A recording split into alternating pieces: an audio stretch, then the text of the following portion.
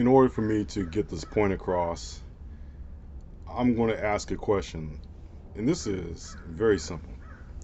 How many of you remember a movie called The Angry Red Planet, an American international movie from 1959? Now, I'm going to reveal some spoilers, so if you don't want to know what happens in the movie, even the ending of the movie, you may want to just turn away for about 5 minutes. Okay? Fast forward this to 5 minutes. I'm going to try to see if I can make it.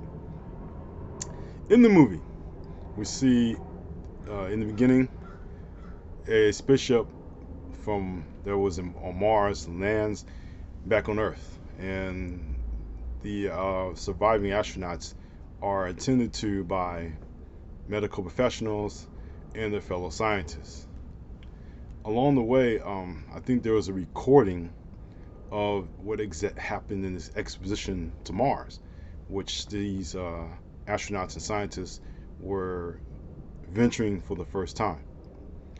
And along the way, they see this exotic type of vegetation growing on Mars.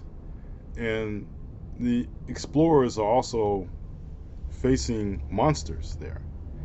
The famous hybrid bat claw monsters chasing after them. They're able to escape that. There's another monster that seems to be of seems to be a glob design, but they fight that monster off. And even though the explorers are dealing with these creatures, there seems to be something, another creature, kind of watching the whole affair, looking around, going around the spaceship, seeing what's happening. So, near the end of the movie, when the explorers were trapped by this creature that was trapping the spaceship and he couldn't take off, and seemed like it was floating on the inside, about to kill them, they somehow finally release and they fly out. Now, there were four astronauts, four explorers, and there only wanted to be, well, obviously 1.5, because the other surviving explorer was incapacitated by the creature, and the other two, of course, met their end. So they get this recording from Mars, and along the way, they hear the voice of what assumes to be a native Martian, saying that, they allowed the Earth explorers to venture their world, but they cannot go back because mankind has done so much. The wars, the troubles we have down here, our own prejudices, everything.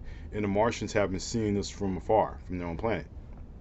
So to give the Earthmen a warning, don't come back, or else the Earth people will find a very, very challenging time, because Mars will just send their creatures over to wipe out the human race here on Earth. And that's how the movie ends, with that warning. And for 1959, it was different from the,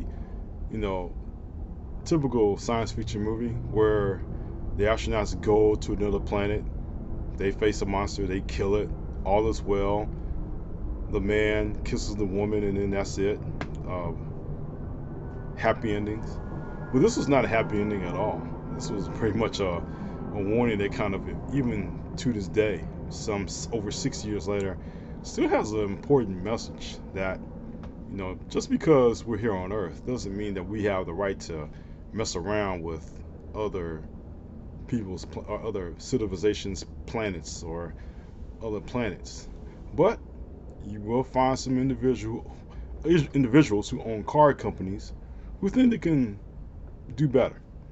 But I would just say, if that were to be an actual real life situation in the future, I would suggest that the owner of that car company would just kind of shut his mouth and just say, hey, we're not going back there, because I would take that threat very seriously, right? And therein lies a problem, I think, with us as a human species. We think we're all that. We think we are, because we're the top dominant species on this planet, I don't know about other planets. We haven't yet, but I just say on this planet, human beings are the top dominant species. Um, we feel and tend through our mindset that we can just about do anything, say anything. We don't care. We'll just do what we want, say what we want. It doesn't matter. We'll just take that over too, right? But I really think that the movie just tells a lot about human nature. In fact, if we were to go back to science fiction in the 1960s, it says a lot about human nature. That we're not as powerful as we think we are.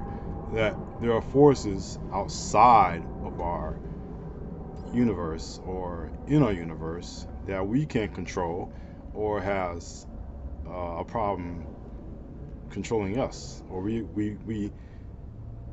cause our own demise, but at the same time, these creatures from outer space cause that demise to even faster, depending on what it is. And I just think that science fiction is that mirror to human experience, the human mindset, if you will.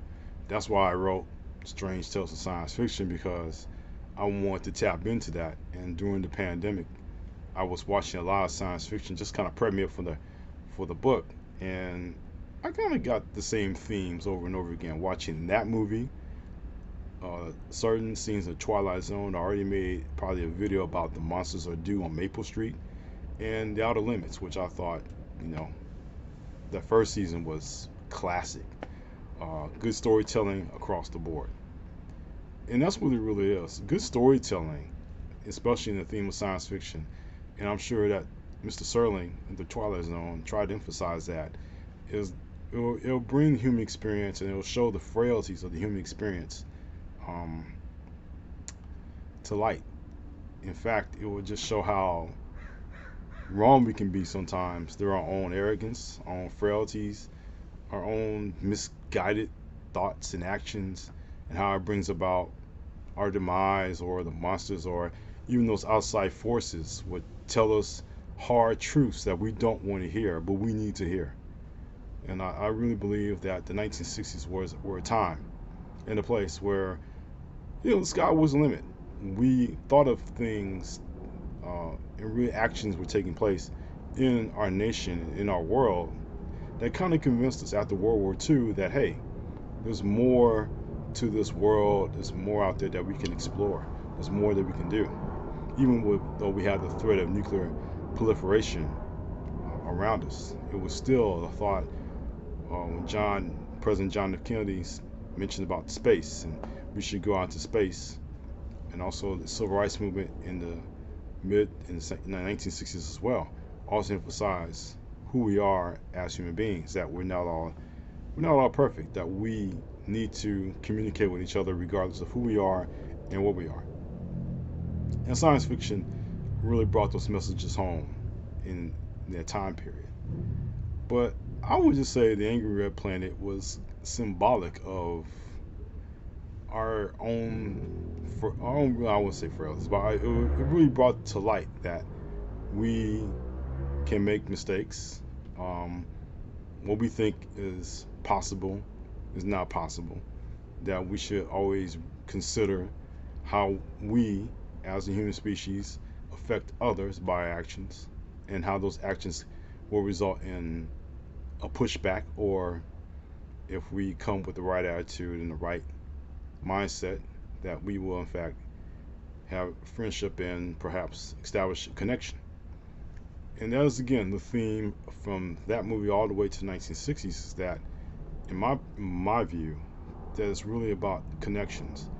It's about networking, getting together, finding common ground, seeing how can we solve our problems together as a collective unit, male and female, black, white, you name it, at that time, and just see what happens when we put it all together and can solve the most basic problems like civil rights, or even coming together to solve the problems in our country at that time. So you jump forward 60 minutes or 60 years, right? Some 60 years later, or 65 years later, And you see that we have done the opposite. We have changed. We have changed course. We have turned around, and now it's about mistrusting each other. It's about this tribe against that other tribe, and that because you're rich, you can do what you want, say what you want, fire as many people as you want, and not even care about regular people like you or me, right? It just goes to show how much we have changed as a human species. And that's why I believe if we were to go to Mars now with the mindset, the current mindset that we have, the current attitude, arrogance to go up there and think we could just take it over and terraform it and all this and that. If those were real life Martians that they were in the angry red planet, trust and believe we will be back tomorrow. We would just stop. We would just forget about it, except our car making guy would probably say, oh, screw it, we're going to go back up there. And you'll probably be the first to go in the movie. So I think we just have made a complete reversal as far as who we are, what we are as in our humanity. We've made a complete reversal. And that really does not bode well for the future. Now, there are some decent men and women, but there has to be a more decent men and women standing up and saying what's right, standing up and saying, hey, this is wrong, we have to fix this. We need a change of heart, we need a change of attitude, or else the dreams that our parents dreamed of 60 years ago won't be possible. We can't dream these big dreams because we have too many of these rich people saying, no, you can't dream those dreams because they're not reserved for you. They're reserved for someone like me. I'm rich. I have the money. I am all powerful. And you're poor. You're a serf. You're no good. And that makes you feel as if you have no value whatsoever. When you have all the value in the world because you are alive, you can dream. You have the ability to believe in what you want to believe and be someone in this earth, in this world, and in this country, definitely. So I would just say that no matter what, don't let anyone tell you that nothing is possible or nothing is impossible. Everything is possible as long as you believe it is possible. And yes, you might hear some dissenting voices, but still, those voices don't matter. It's what you believe is possible. You can believe you can fly out to space, meet those Martians, and say, hey, look, we're not trying to take over your planet. We want to have that connection with you. But again, that's a fictional tale, right? That's not real. Well, that's the point of all this. And the point that I really like to say is that a generation prior, we thought these big dreams. We had these big ideas. But the messages in our time were that we can make mistakes, that things out of our control or in our control will cause us harm if we're not careful. And in media like The Twilight Zone and The Outer Limits and all the other movies and television shows at the time, moral tales, just the moral tales that tell us, hey, look, we have to be respectful towards each other. We have to be respectful towards the town we live in, not to fall for the tricks and the traps and everything that is planned against us, but just really stand together as one individual people. Stand together and just look out for each other. Be mindful of what is right and just practice those things. And I think the stories of that time reflect that, and I hope that there's more stories that will continue to reflect that, not with a bias of, not with a certain bias, but with a certain straightforwardness that will show no matter where you come from, no matter who you are, no matter what your ideology is, that you still believe in what's right and just doing the right thing. And that's all I wanted to share with you. I hope I made sense. I still believe that those science fiction tales, the good ones in the 1950s and the 1960s, have something to say. They really have something to say, and something we should always take note and kind of see how those stories play out. Hopefully, current stories will go back to that method of storytelling again, because that was good. Those were allegories and morals and fables that we definitely need to see in our 21st century.